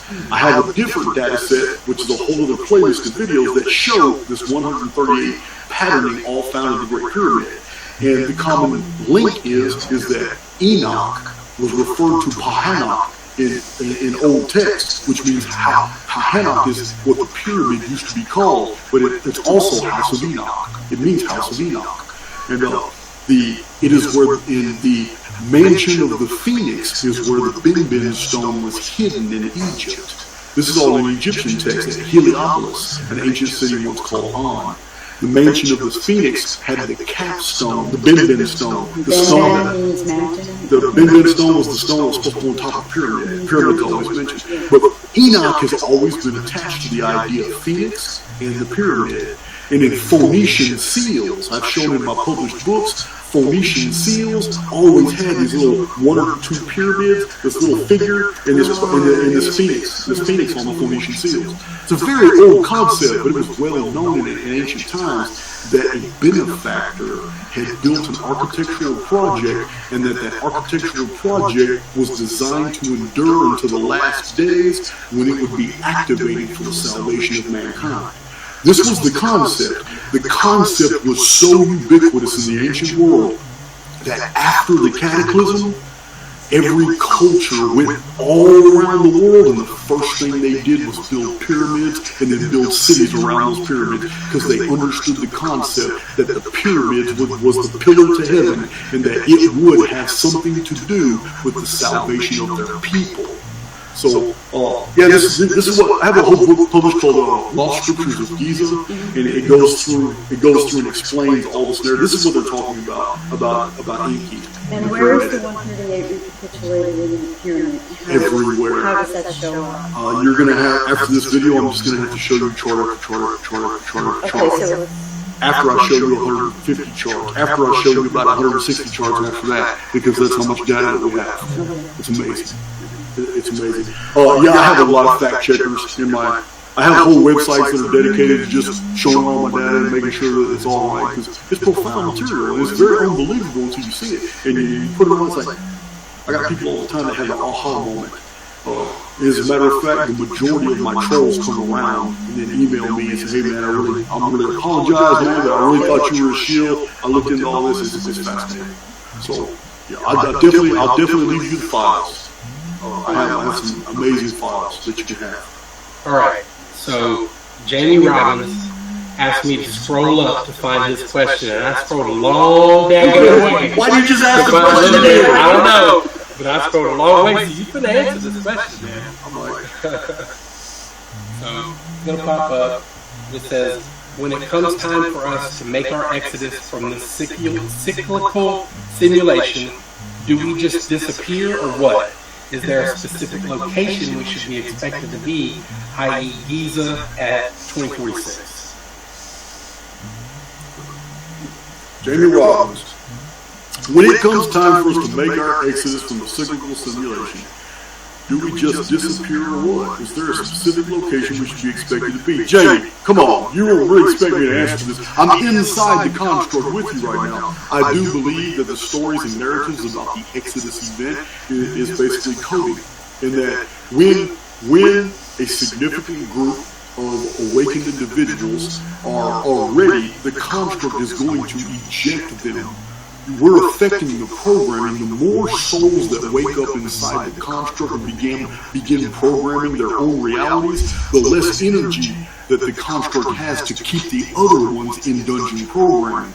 Therefore, during this cycle, yes, there is a purge. When that purge happens, all the awakened individuals are ejected. All the other individuals go back to Genesis. It's back to Genesis all over again, where they run through the program, life sims, through historical periods, historical templates, all the way through all these different reality tunnels, living these life sims all the way till they get back to the apocalypse again.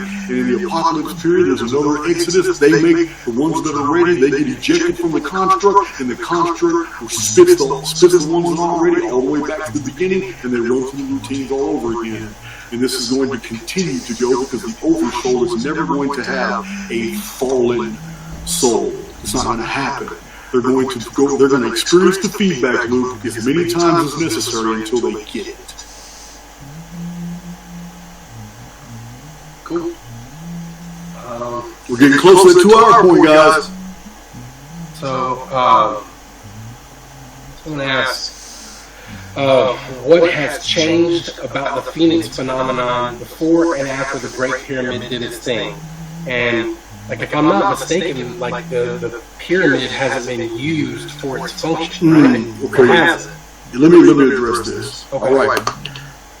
We're all aware It's abundantly evident. There's too many researchers that notice it. There was a tremendous force, a pressure that was unleashed in the king's chamber. We know this. We know that the entire interior has been pushed back a half an inch, and this is simply inconceivable, the amount of energy that was required to have done that. We're talking about millions of tons. It's incredible. It's 203 courses of blocks, 2.5 million blocks, and the 70-ton blocks are toward the top. They're high, guys. This is a structure that is, you gotta understand, it's the only true pyramid in the world. All the other pyramids in the world do not have grand galleries, king's chambers, queen's chambers, ascending chambers.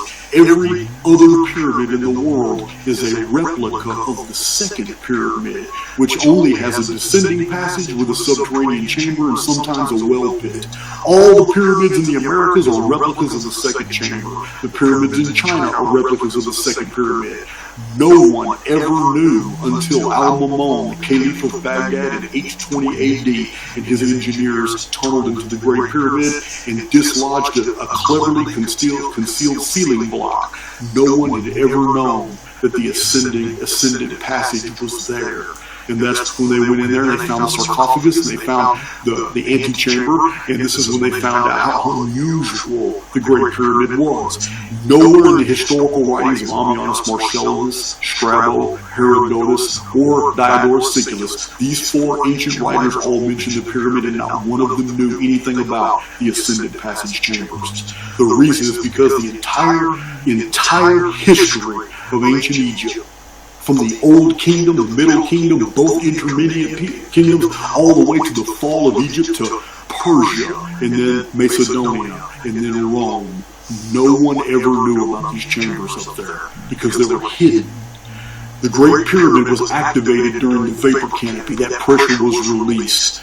We don't know exactly what it did, but the very fact that there's hundreds of books that identify all the physics constants that are in the Great Pyramid's measurements and dimensions, this is not a mystery to me. Over and over I've told you guys that it's not mysterious to me that the physics constants of our world are encoded within the architecture, because it was necessary in order to create programming that would create an interference pattern. That programming is the Phoenix phenomenon. This is why that 138 patterning found in multiple dimensions of arithmetic all throughout the Great Pyramid's rectilinear dimensions are there. It's because whoever created the Great Pyramid, and we were told it was Enoch, and we're also told it was Suri, the same individual. This is Enki. This individual created an architectural project that had an engineering function, and the construct observed what was going on. But this individual was a benefactor to humanity and kept the true intent of the structure away from the construct, and it never revealed exactly what its true intent was. Remember, guys, the books of Enoch are very clear that Enoch's ministry and benefit to humankind was not for his day. The book of Enoch is very clear that what Enoch's purpose was for something in the future, in the last days. This is said in the book of Enoch. When we take all this into consideration, that the Enochian records and the whole system of references that we have in the Hermetic literature to Enoch, it is all about the Phoenix and the pyramid and the last days. I'm telling you guys that the 138 sequencing we find in the Great Pyramid was the interference pattern that was uploaded into the holography itself. Remember, guys, the idea of the chief cornerstone is that he comes to set the captives free. And this is pre-Christian. It is ancient. The stone the builders rejected is an old Egyptian adage. It has nothing to do with Christianity. It was borrowed. Just like the concept of God being called the Amen, the hidden one. The oversoul is on the outside of the construct and only experiences things on the inside of the construct by virtue of the individual immortals that are here jacked into the symulacrum. But in order to free them from the construct, it had to come into the construct and perform an action for which the construct itself had no idea what it was doing until after it was done. When that explosion happened, it uploaded those codes into the symulacrum. But it's a Trojan program, and it's not going to meet fulfillment until a point of period, a time in the future when an exodus will occur. It's like a breach in a loop. It's a breach that actually frees those. He comes to set the captives free. He is the chief cornerstone. This is what sits on top of the great pyramid. It is the stone the builders rejected. This was Enoch's function. This is why the benefactor acted in ancient times, but the activity was to unfold at a far future date. Remember, guys, you got to read the book of Enoch. What he did, his entire message, everything about Enoch was only for the last days. It's only in the Christian literature and Judeo-Christian literature that we find any importance about Enoch in the pre-flood world. It's not true. What? Laptop's gonna die. My laptop's gonna die, guys. This is a real good time to stop. I appreciate you guys at 1700 at our peak. I'm sorry we haven't been going live lately. I've been doing a bunch of traveling. And you already know we're going to do Q&A again pretty soon. We're going to do a live video in the van driving all the way back to Texas because we got these mobile Wi-Fi units now we're going to be playing with. But right now, this laptop that we're streaming the software on is about to die. I want to thank my host for letting us come into this house. We've had a great 5 days here. And this has been a blast. And I appreciate you guys for donating. I appreciate you guys. I know some of y'all donated to PayPal off the deal, and I appreciate that as well. And you know I love you guys, and this is probably only one of another 17 or 1800 more videos you got coming. Until then, later on. This week. I do about 3 or 4 weeks. Not live. I do 1 or 2 a week live.